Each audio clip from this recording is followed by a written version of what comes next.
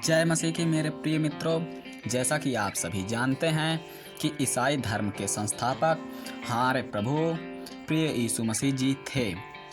दुनिया भर में ईसाई धर्म को मानने वालों की संख्या सबसे ज़्यादा है।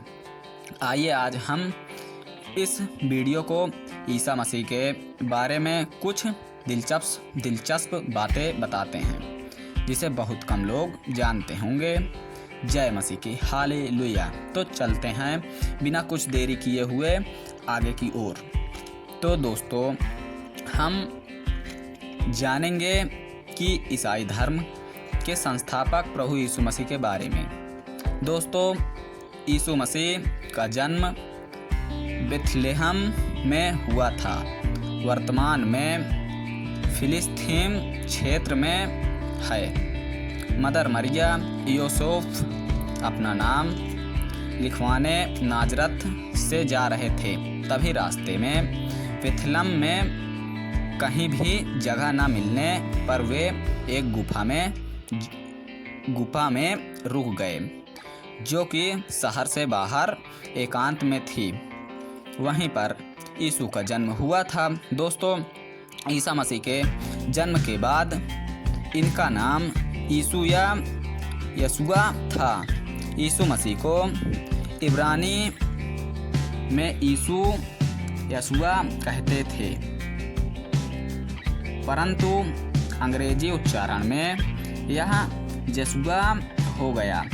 यही यशुआ बिगड़कर जीसस हो गया। दोस्तों, यीशु मसीह के पिता का नाम मरिया था। फ्रेंड, जब यीशु का जन्म हुआ तब माता मरिया कुंवारी थी। मरिया यूसुफ की धर्मपत्नी थी। यह एक यहूदी बढ़ई की पत्नी मरिया अर्थात मेरी के गर्भ से हुआ। यीशु का जन्म बेथलेहम में हुआ था। दोस्तों, ईसा के माता पिता नाजरत के रहने वाले थे, जो फिलिस्तीन क्षेत्र में है। ये ईसा मसीह को नाजरत का यीशु कहते थे। परंपरा से ईसा मसीह का जन्म समय 25 दिसंबर सन 6 ईसा पूर्व माना जाता है। इसलिए हर वर्ष 25 दिसंबर को क्रिसमस का त्यौहार बहुत धूमधाम से मनाया जाता है। दोस्तों, एक अन्य शोध के अनुसार यीशु का जन्म बसंत ऋतु में हुआ था। ऐसा माना जाता है कि रसिया के क्रिसमस का पर्व जनवरी में मनाया जाता है। संभवतः 7 जनवरी को यह मनाया जाता है। हालांकि बाइबल के ईसा के जन्म का कोई दिन नहीं बताया गया है। न्यू कैथोलिक इंसाइक्लोपीडिया और इंसाइक्लोपीडिया ऑफ अर्ली क्रिश्चियनिटी में भी इनका कोई जिक्र नहीं मिलता है। बाइबल के यीशु मसीह के जन्म की कोई निश्चित तारीख नहीं दी गई है। दोस्तों, यह कभी भी कहा जाता है कि मरिया को यीशु के जन्म के पहले एक दिन स्वर्गदूत ने कहा कि धन्य हैं आप स्त्रियों में, क्योंकि आप ईश्वर के पुत्र की माता बनने के लिए चुनी गई हैं। मदर मरिया चकित रह गई थी। दोस्तों, यह भी कहते हैं कि ईसा मसीह के जन्म के बाद बेथलेहम में 3 विद्वान पहुँचे थे, जिन्हें फरिश्ता कहा गया। जहाँ जन्म हुआ वह एक चर्च है, जिसे आज चर्च ऑफ नेटिविटी कहा जाता है। रविवार को यीशु ने बेथलेहम में प्रवेश किया था। इस दिन को पाम संडे कहा जाता है। रविवार को इन्हें सूली दी गई थी, इसलिए इसे गुड फ्राइडे कहते हैं। और रविवार को दिन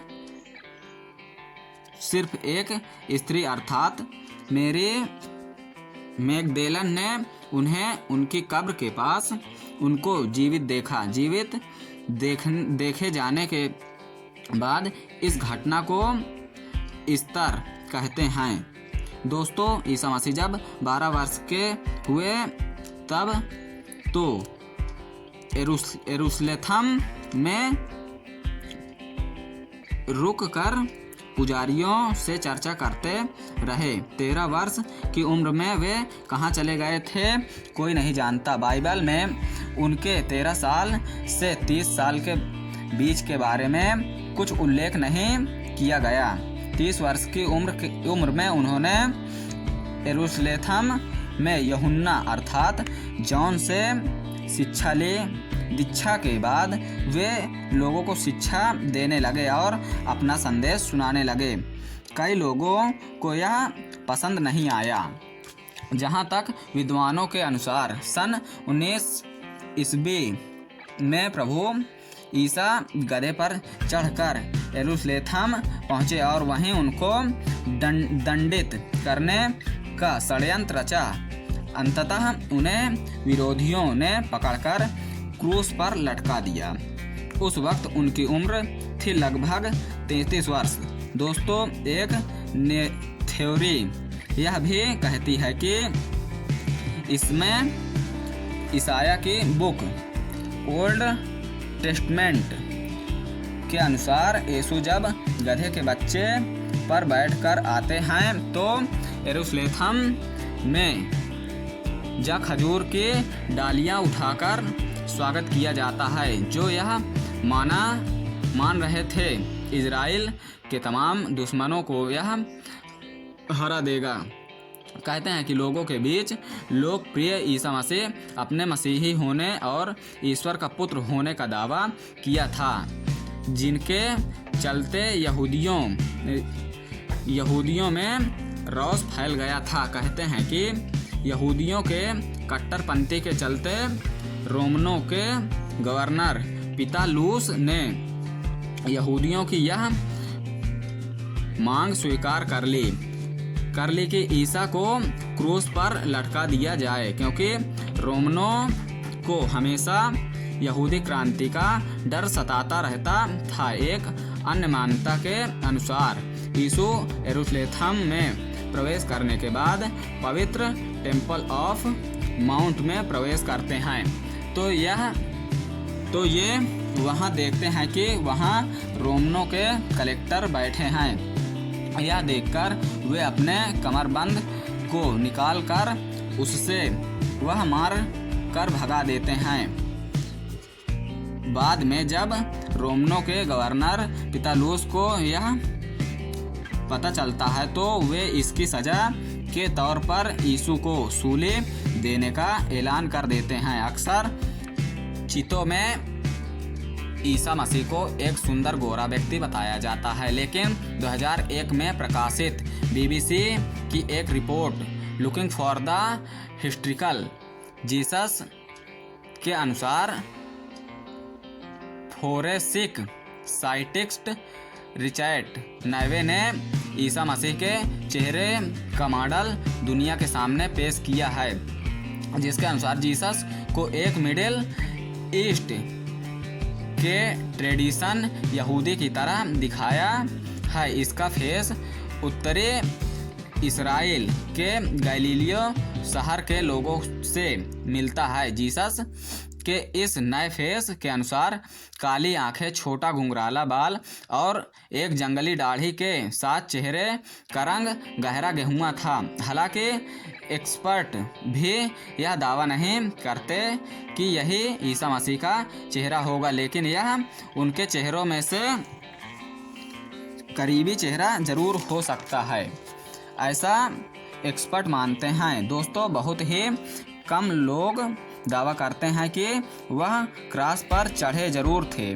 लेकिन उनकी मौत नहीं हुई थी। शोधकर्ताओं का मानना है कि भारत के कश्मीर में बौद्ध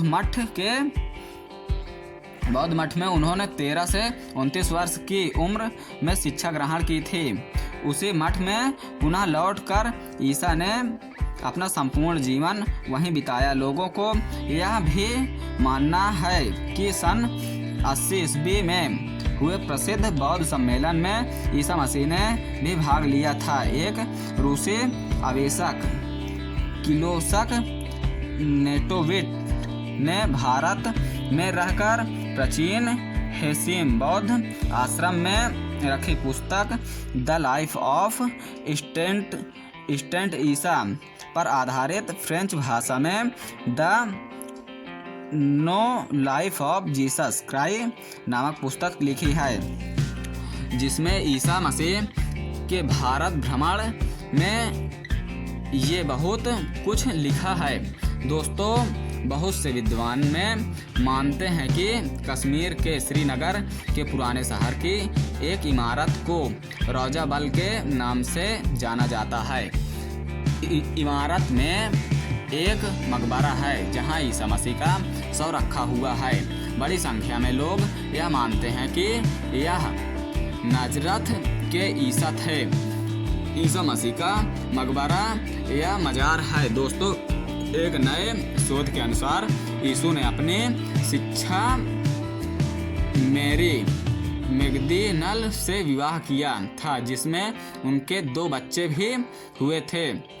ब्रिटिश दैनिक इंडिपेंडेंट में प्रकाशित की रिपोर्ट में द संडे टाइम्स में यह बताया गया है कि ब्रिटिश लाइब्रेरी में 1500 साल पुराना एक दस्तावेज मिला है, जिसमें एक दावा किया गया है कि ईसा मसीह ने सिर्फ मैरी से शादी की थी, बल्कि उनके 2 बच्चे भी थे। प्रोफेसर बैली विल्सन और लेखक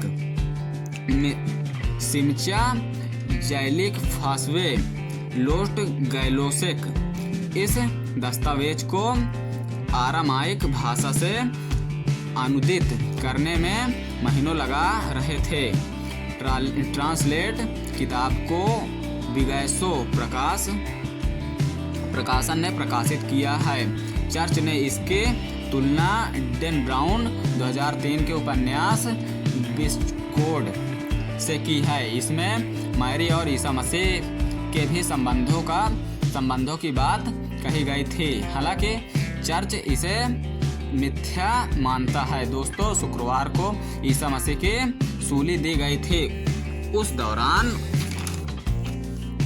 ईसा के क्रॉस के पास उसकी माँ मौसे कलापास की पत्नी मरिया मकदीनी खड़ी थी। ईसा मसीह को सूली से उतारने में उसका एक अनुयायी शव को ले गया। उसने शव को एक गुफा में रख दिया था। यरूशलेम के प्राचीन शहर की दीवारों से सटाए प्राचीन साबित चर्च है। यह मान्यता है कि प्रभु यीशु पुनः जी उठे थे। जिस जगह पर ईसा मसीह जिंदा देखे गए थे, उस जगह पर यह चर्च बना है। इस चर्च का नाम है church of the Holi sculpture. Sculpture के भीतर ही ईसा मसीह को दफनाया गया था। माना जाता है कि ईसा मसीह के अंतिम भोज का स्थल है। दोस्तों, मैं यह बताना चाहता हूँ कि ये सभी जानकारी गूगल एवं इंटरनेट से ली गई है। इसे हम सही अथवा गलत होने का दावा नहीं कर सकते हैं। मुझे उम्मीद है कि सभी मसीह भाइयों को यह वीडियो पसंद आई होगी। अगर वीडियो पसंद आई हो तो हमारे चैनल को सब्सक्राइब करके बेल आइकन को ज़रूर दबा लें। जय मसीह की हालेलुया, आमीन।